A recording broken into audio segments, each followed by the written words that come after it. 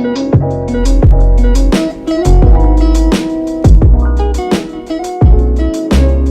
everyone, welcome to a tutorial video on the W4LT. In this video, we will cover the basis of what this test is and how to perform it.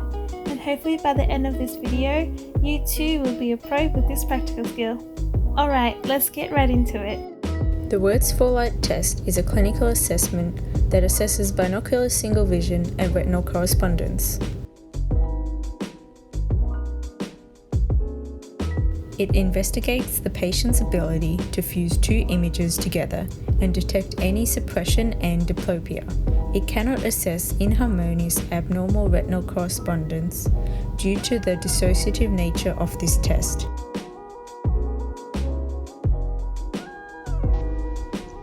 The equipment needed to perform the W4LT test are red-green goggles, distance correction if needed, a W4LT torch which is used at testing near at approximately 33 centimeters, or a W4LT mounted on the wall to test distance, or a W4LT macula in nature which stimulates the macula only.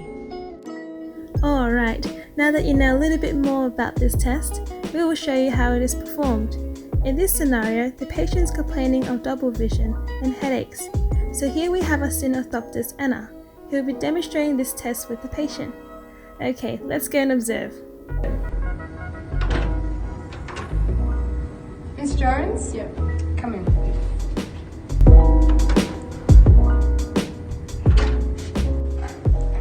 So hi, my name is Anna and I'll be your student orthoptist today. So just checking your details. What's your full name? Mary Jones. Yep. And your date of birth? 17/5/1991. And your address? 31 Berengar Boulevard, Mildura. Okay, awesome. Alright, so I understand that you've been experiencing double vision and headaches. So as a follow-up from the previous test, we're just going to be conducting another test to see how well your eyes work together. Did you wear any glasses for reading? No. Okay. So in a minute, I'm going to get you to pop on these goggles for me, and then I'll show you a light with a torch. And it's going to have a few circles on it, and I'm just going to get you to tell me how many circles you see and what they look like. Okay, so do you have any questions before we begin the test? Okay, we'll start now. Tip: make sure to always sanitize your equipment and also keep your hands clean before starting the test.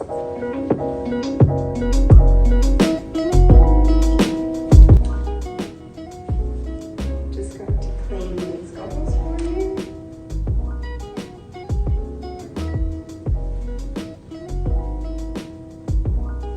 Alright, so I'm just going to get you to pop these on with the red one in front of your right eye.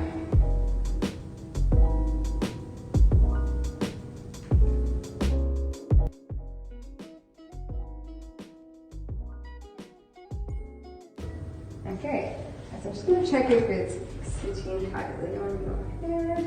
Alright, is that comfortable? Okay, I'm just going to dim the lights before we start.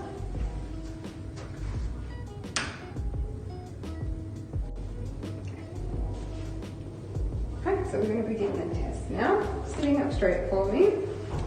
I'm going to shine this torch and just tell me how many circles you see. 5.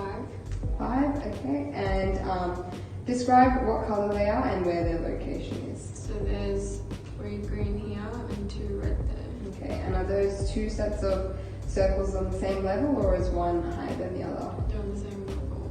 Okay, and are they always there or are they disappearing? They're always there. Okay, awesome. Tip: another way to get a result is to get the patient to draw what they see.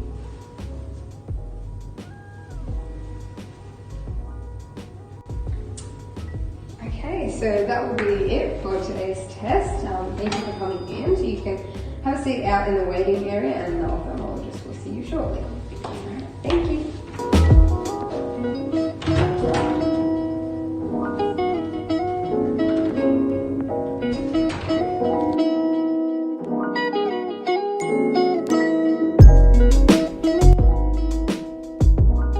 When recording the findings of the assessment, we need to include 4 main things: the name of the test, the number of lights seen, our interpretation, and the distance at which the test was performed. For example, with the previous patient, we would record her results as follows: W4LT and 5 lights cross diplopia. Below is other ways we can record results given by patients. If the patient had harmonious ARC, they would see 4 lights. So we would record this as W4LT 4 lights BSV. If they saw 5 lights and it was uncrossed, we would write W4LT 5 lights uncrossed diplopia. If they had left suppression, we would record it as W4LT 2 lights L suppression. A patient with normal retinal correspondence and sensory fusion will show a normal response. That is, they will see 4 lights, a red light on the top, green on either side, and a fused colour on the bottom. Patients who have harmonious abnormal retinal correspondence may also see 4 lights, resulting in a normal response. Here are some examples of abnormal patient responses. A patient who is complaining of double vision will state that they are seeing 5 lights as seen in this diagram. At this stage, the examiner must ask 3 very important questions. The first is to ask where the lights are positioned. This is to figure out whether the diplopia is crossed or uncrossed. If the patient has the red filter on their right eye and sees the 3 green lights on the left side and 2 red lights on the right side, this is called uncrossed diplopia. However, if the patient sees the green lights on the right side while wearing the green filter on their left eye, this is called crossed diplopia. The second important question to ask is whether one set of lights appear higher than the other set of lights. If, for example, the right set of lights are higher, this means that the right eye will be lower and the patient will clinically be presenting with a left hypertropia. The third crucial question to ask when a patient sees 5 lights is whether they are seeing all 5 lights at the same time or if the lights are alternating at times. If the lights are there at all times, this is confirming diplopia. However, if the lights are not there all the time, this is referred to as alternating suppression. And this is important as it could indicate to the examiner that the patient may have an alternating strabismus. Another example of an abnormal patient response is suppression. If the patient states that they can only see 3 green lights or only 2 red lights, they have suppression. In order to comprehend which eye is suppressing, the examiner must ensure the red-green goggles are worn correctly, that is, the red on the right eye and the green on the left eye. If the patient indicates that they can only see 2 red lights, the left eye is suppressing. If the patient indicates that they can only see 3 green lights, the right eye is suppressing.